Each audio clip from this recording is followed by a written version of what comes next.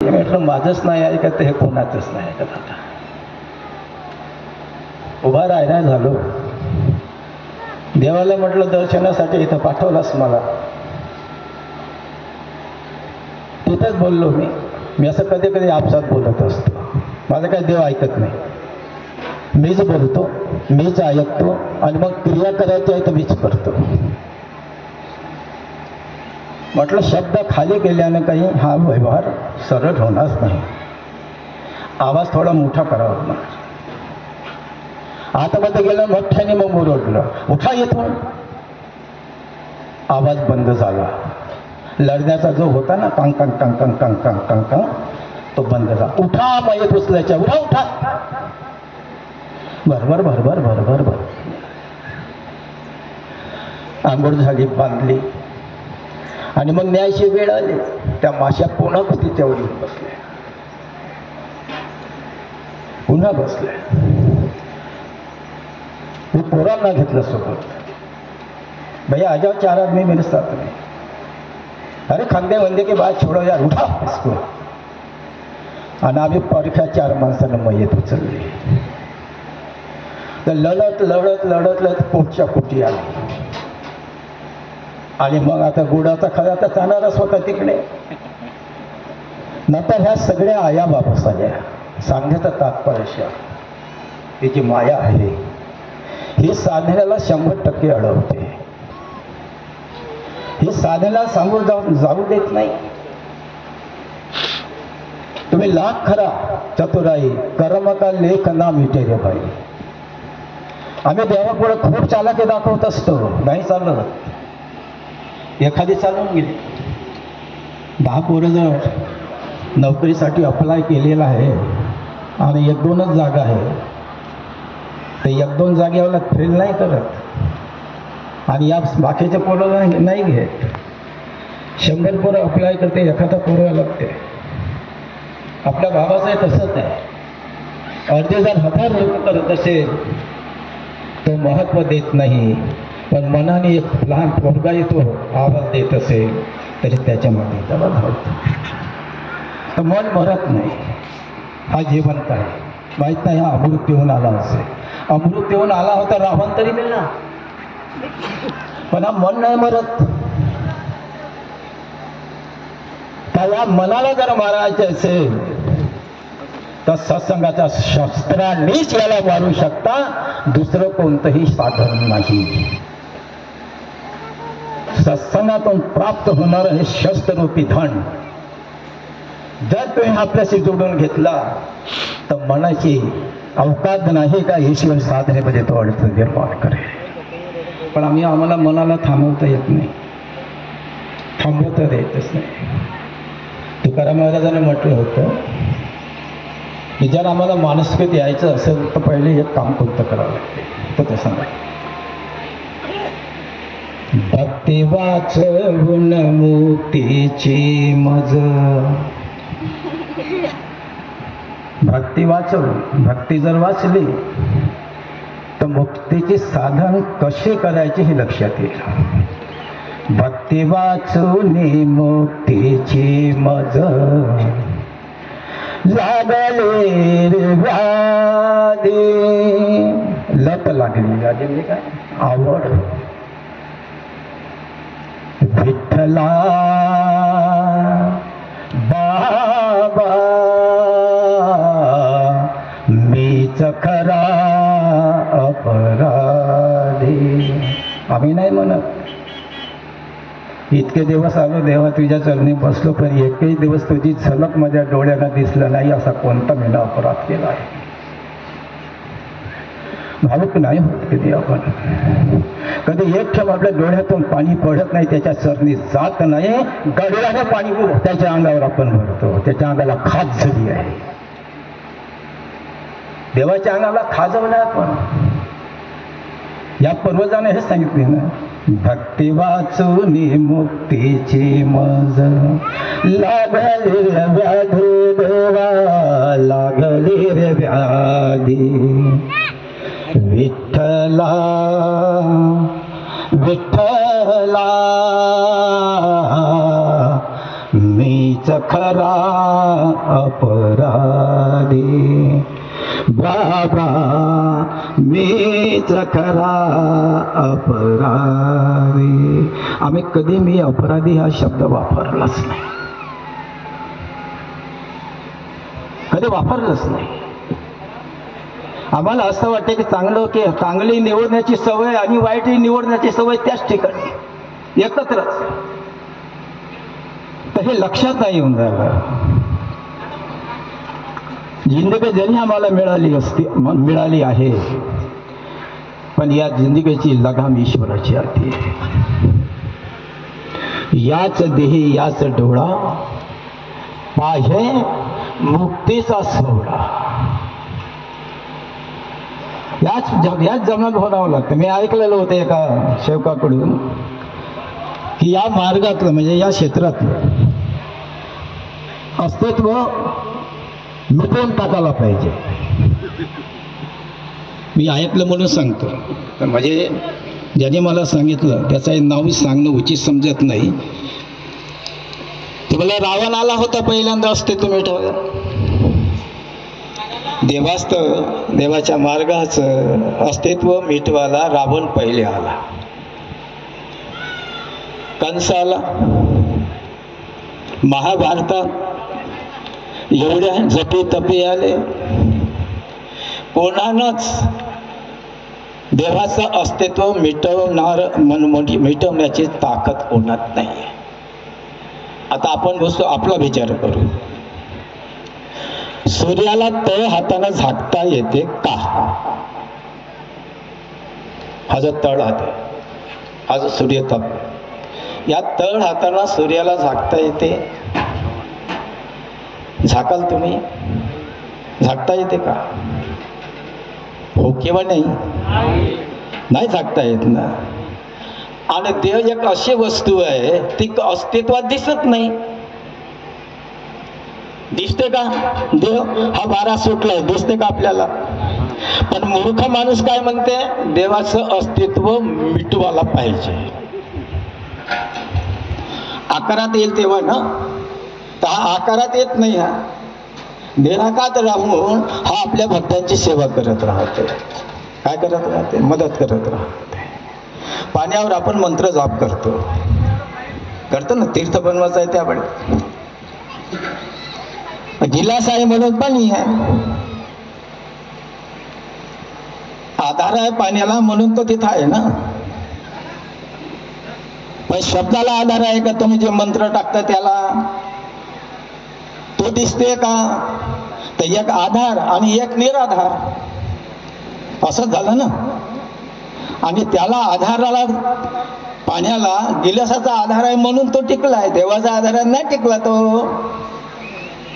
गिलासाच्या आधाराने टिकला आहे की नाही?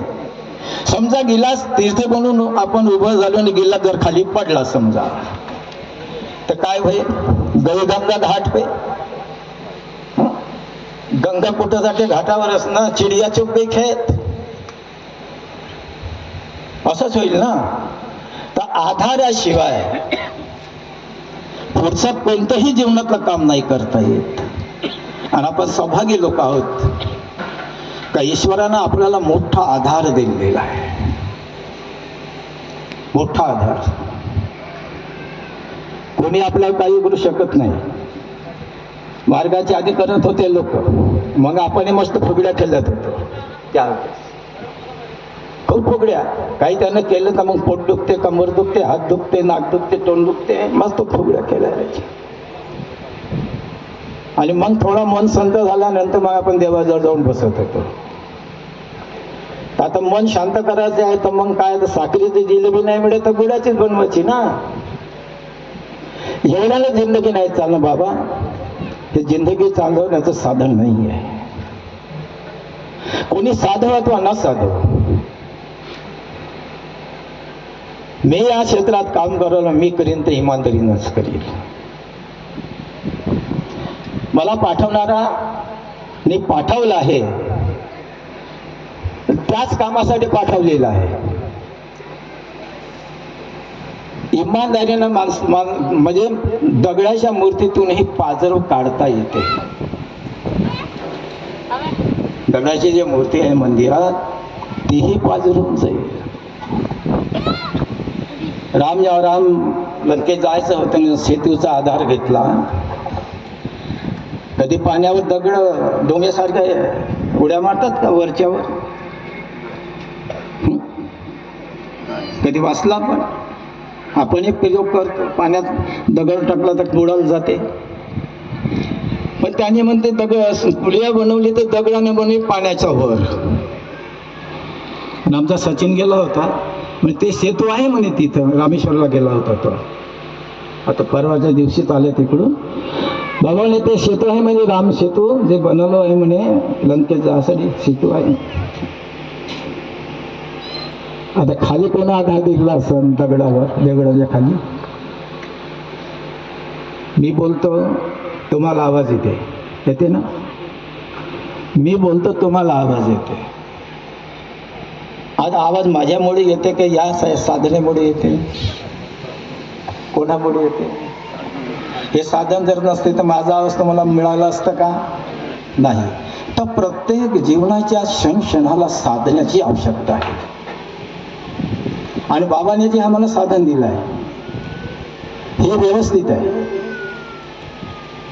एकदम व्यवस्थित. न लाग न लपेट,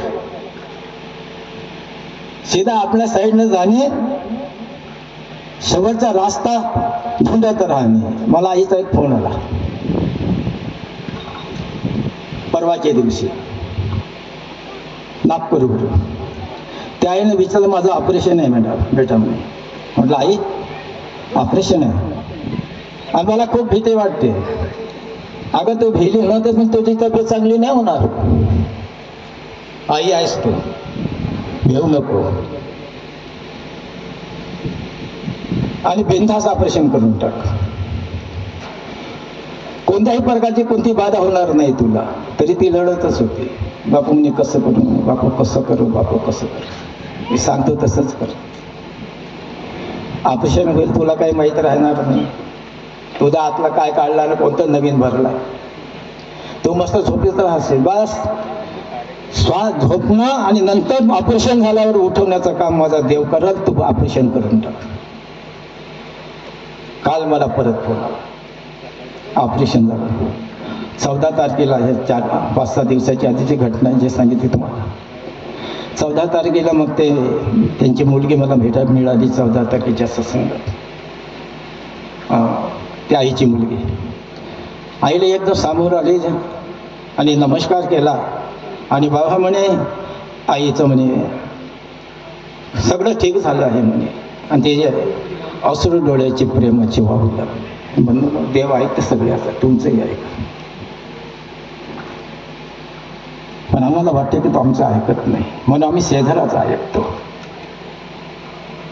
त्याच्या गोष्टीवर आपण विश्वास करतो, पण आपल्या भगवंतावर विश्वास नाही करत. शेजारी तुम्हाला चांगले सांगाल आणि वाईटही सांगाल. त्या दोन्ही गोष्टीवर जेव्हा आम्ही मंथन करू तरच पुढचा मार्ग निघेल. शेजारीने तुम्हाला काय काय सांगितलं असेल तर त्यांचं सांगणं त्यांच्या परी. आम्हाला काय काय करायचं आहे देवासाठी ते आमचं परी आहे. जर कोणी व्यक्ती आपला धर्म सोडत नसेल तर तुम्हाला सावधानाचा इशारा देतो, तुम्ही आपला धर्म सोडू नका. कोणी अधर्मी आपला अधर्म सोडू शकत नाही. मी तुम्हाला सांगतो तुम्ही आपला धर्म सोडू नका. एक वेळा युद्ध धर्म आणि अधर्माचा होऊ द्या. त्याच्या आधी झालंय कौरव पांडवाचा जो युद्ध झाला ना, धर्म अधर्माचा झाला होता. रावणाचा युद्ध झाला तोही धर्म आणि अधर्मातच झाला. आता जीवनशैली 60, 70, 80, 90 वर्षाचं आयुष्य आले, काही ना काही तर होईलच ना. होऊ द्या, पण विश्वासात राहा. चांगलं असेल तेवढं नक्कीच ऐकायचं, आवडीनं घ्यायचं त्याला. पण चांगलं नाही आहे, दिशाहीन आहे, ते कधीच ऐकायचं नाही. समाधानासाठी ऐकून घेतलं, सिंक फुके सोनार आणि जिकडे तिकडे जाते वारं, इकडे ऐकलं आणि इकडे सोडलं. जनरेशन आम्हाला सेवक म्हणते. बाबाला आम्ही भगवान म्हणतो. अजूनही आम्हाला पता नाही लागला का हा बाबा ज्याला आम्ही भगवान म्हणतो तो आम्हाला काय म्हणते. अजूनही पता नाही लागला. मुलगा म्हणते, सेवक म्हणते, काय म्हणते. आता सेवकचा अर्थ होते काय अर्थ होते सेवकाचा? सेवा करणे, म्हणजे सेवेमध्ये जे काम येत असेल ते करणे, त्याचं नाव सेवक. आता तो सेवक आहे, जो सेवक आहे त्याच्याजवळ काम नाही, आणि तो मालक आहे त्याच्याजवळ काम आहे. हा याच्याकडे पाहिजे आणि हा याच्याकडे पाहिजे, काही होत नाही. ही गडबड आहे. तो आपल्याकडे, आपण त्याला मालक बनवलाय, तो बसला तिथं, तो मालक आहे, आपण त्याला काही सांगू शकत नाही. तो बसलाय, कसं सांगायचं मालकाला? त्याला सांगत नाही, तो बसलाय. आता त्याला वाटते की या माझ्या लेकराने मला सांगायला पाहिजे. हा त्याला सांगत नाही, हा करत नाही, हा करायला गेला तर हा त्याला बोलत नाही. ही जी चौफेरी फेरी आहे, इथून आम्हाला शोधावं लागतं. आणि शोधण्यासाठी सगळ्यात मोठं जिम्मेदारीचं काम जर कोणतं असेल ते तुम्हाला सत्संगात जावं लागणार. या सगळ्या गोष्टीचा विचार या सत्संगातच होते, घरात नाही होत. असा कोणता घर आहे की ज्या घरातून फकीर बाहेर निघाला, साधू बाहेर निघाला, बाहेर निघाले,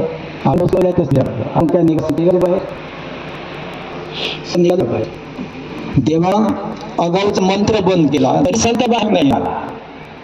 ही कथा संत निघाला, योग नाही निघाला, जोडी नाही निघाला, डॉक्टर निघाले, इन्स्पेक्टर निघाले, फौजी निघाले, जावजी निघाले, सगळेच निघाले, पण संत नाही निघाले. आणि संत नाही निघाले याचा आम्हाला कोणत्याही प्रकारचा पस्तावा नाही आहे.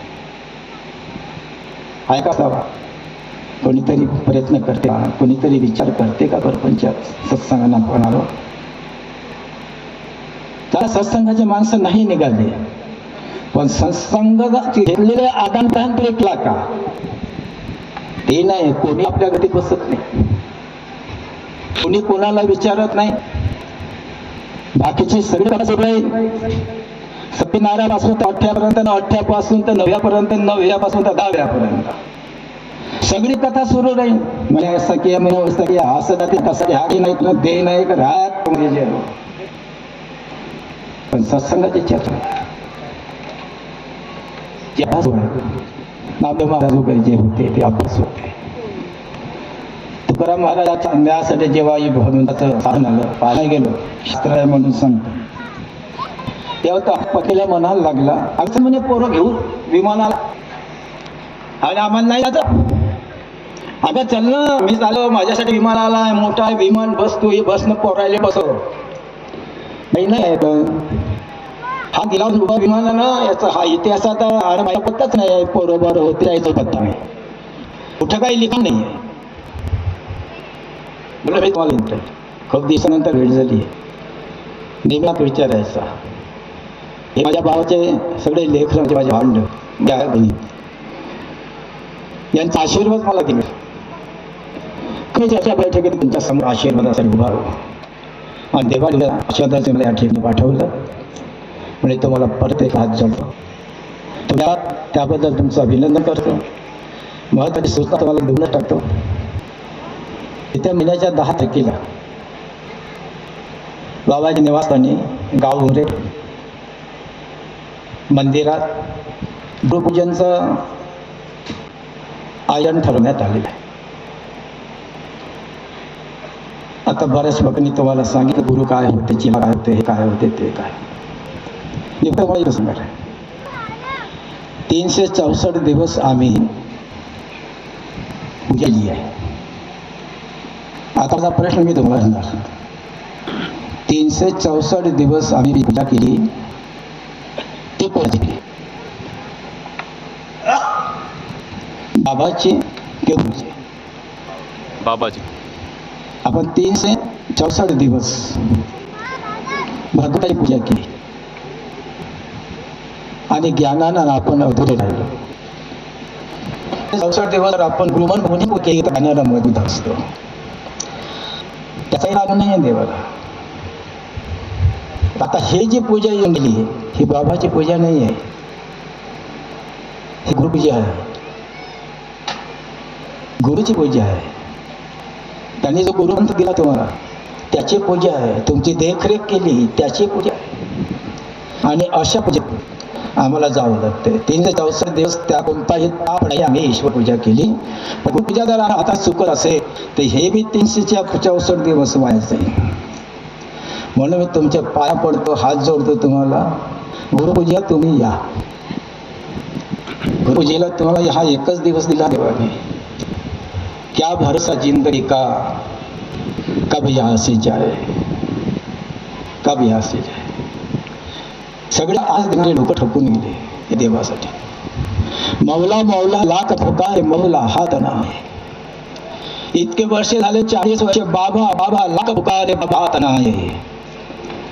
बाबा सुद्धा नाही याला, मुलं सुद्धा हातात हातात.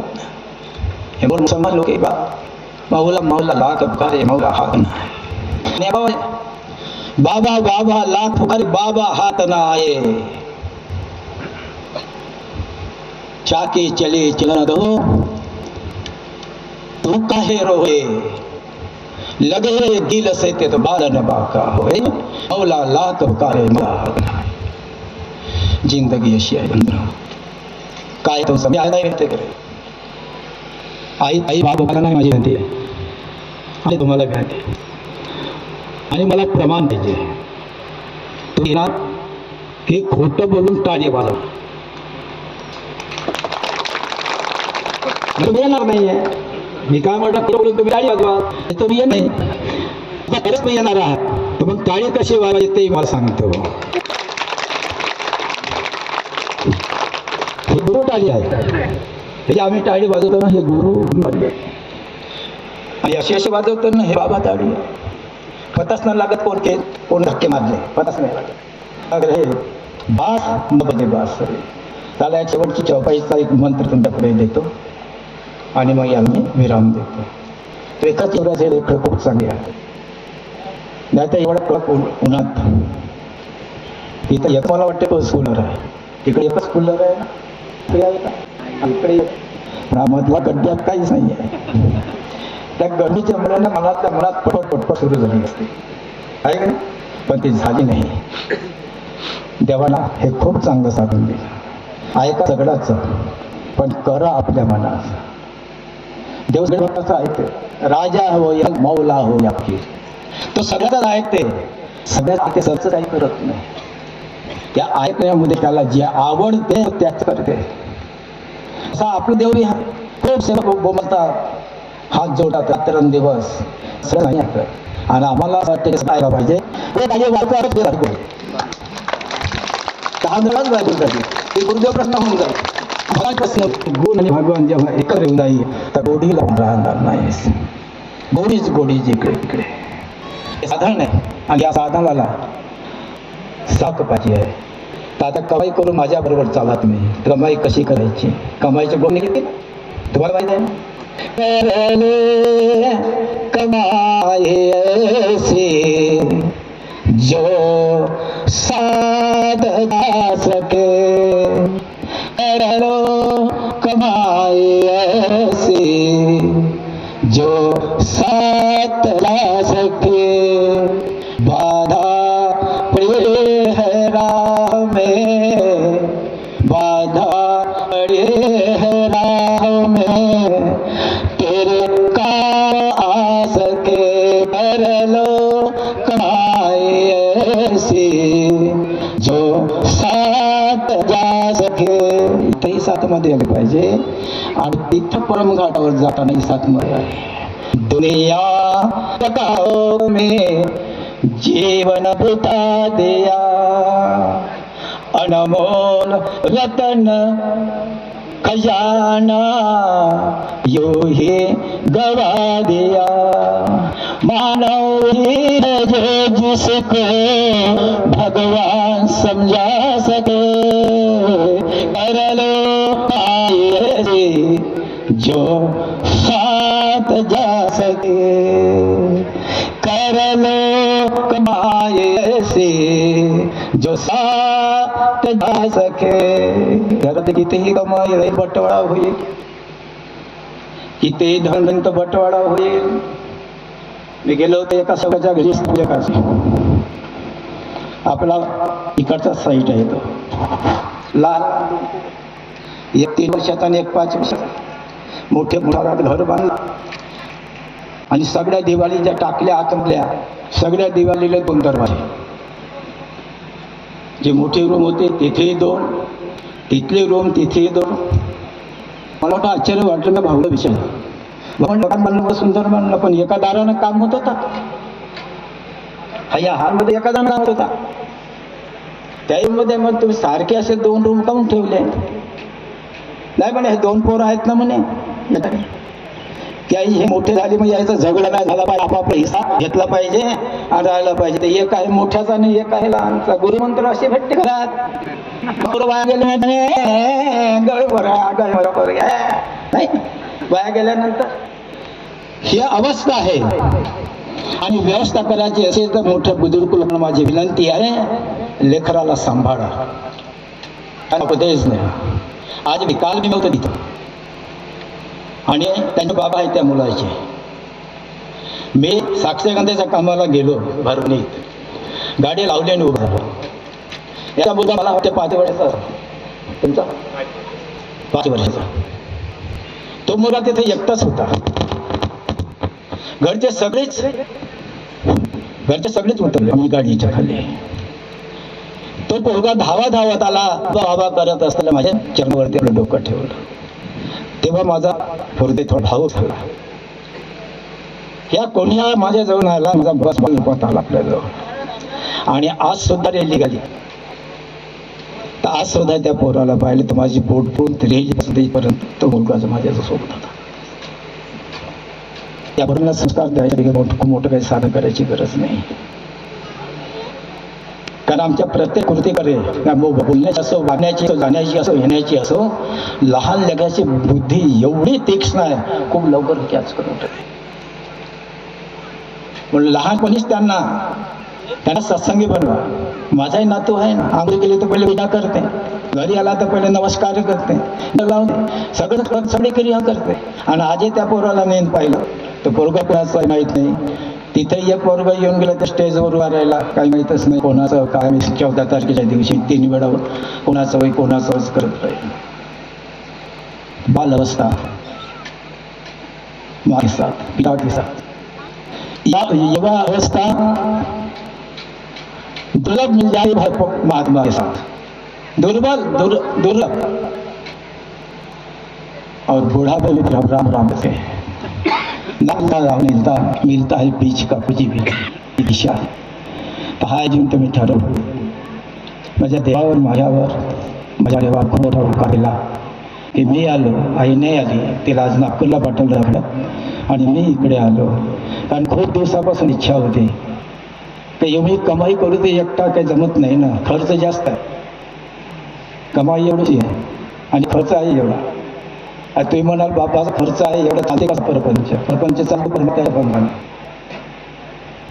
त्याच्या पंखाने परपंच चालते. पैसा नाही तर तेवढा खर्च होऊन जाते. इतकी कमाई काही आहे. शिवराजी साथ आहे. त्यांनी ठरवलं पर्वताला राई बनवू शकतो आणि त्यांनी ठरवलं तर राई बनवू शकतो. त्याच्याच भविष्यावरती माझी जिंदगी आणि तुमच्या आशीर्वादाच्या भविष्यावर मी सुरक्षित आहे. त्यादिवशी माझ्याने पाप कर्म होऊन जाईल आणि देखील होईल ईश्वराची. त्या दिवशी हे शरीर ठेव असं म्हणणारच नाही. पुढच्या त्याला तरी समाजाचा टीका माझ्यावर आहेत. शिवजा साहेबाला लोक काही खाऊ देत नव्हते. महाराज याला लोक धक्का मारत होते. गेल्यानंतर 40 करोडचा सोन्याचा मुकुट यायला लागला.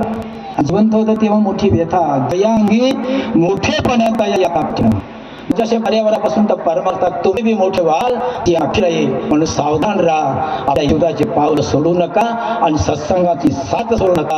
आणि गुरुपूजा नेहमी नेहमी जेव्हा जेव्हा होते दरवर्षी येत राहा आणि गुरु उपदेश घेऊन घरी प्रपंचात वाटा. चिट्टी के पाव में घुंगरू बजत आहे ही शाही सुनता रे. आम्ही काय केव्हा कसं बोललो, कुठं बोललो, काय बोललो, काय केलं. कदा साहेब म्हणत होते की चिट्टी के पाव में घुंगरू बजत आहे वही शाही सुनता रे. चिट्टी म्हणजे काय मुलगी, घुंगूचा पण किती पाहिजे येते. आणि त्या पावलाला जर घुंगरू बनला ते परमिकारला आवाज जाते. आमचं नाही कसं का, तुमचं नाही कसं तुम्ही काय करता दिसत असल्याशिवाय की आम्ही काय बोललो, काय केलं सरळ दिसते. पण प्रत्येक माणसाची एक वेळ येते आणि वेळेची आता काम करत नाही.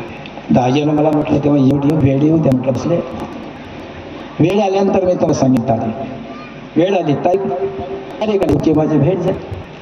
हा संदर्भ मी आठवून ठेवा आणि असे सत्संग आपल्या गावात येत राहा. हवा गरम राहील, मला विकार मिटत जाईल आणि साबूचा रस्ता मोकळा होत जाईल. जिंदगीचा